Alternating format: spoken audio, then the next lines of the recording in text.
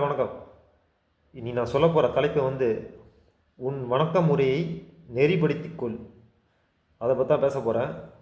பார்த்துருவோம்.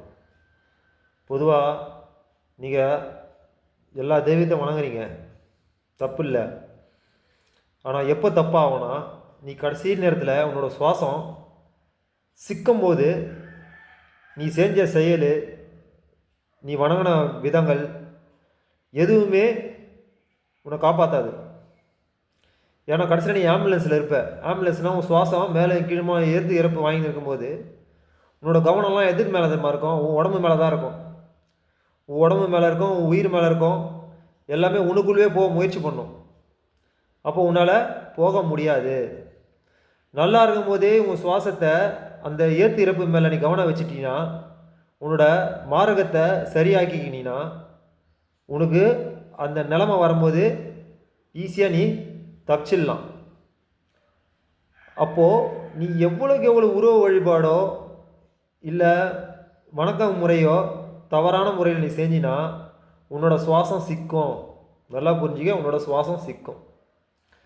இறைவனுக்கு உருவம் இல்லை. இந்த வெட்ட வெளியாக இருக்கின்றது இறைவனை நீ வணங்க முறை தான் சரியான முறையாக இருக்கணும். அந்த அந்த வணக்க முறை எங்கே இருக்குன்னா, உனக்குள்ளேயே உன் சுவாசமாக இருக்குது.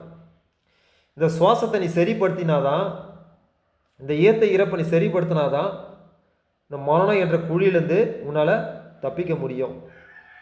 அப்போ தான் உன்னோட மரண அவஸ்தை இலகுவாக இருக்கும். இல்லைனா அதை பிடி இதை பிடி என்ன பிடி, கடைசியில் யாரையும் பிடிக்காம உன் ஆத்மா வெளியேறிடும்.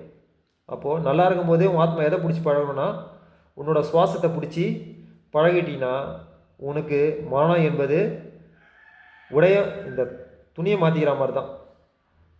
புரியுதுங்களா? அப்போது இறைவனுக்கு நிகர் இல்லை.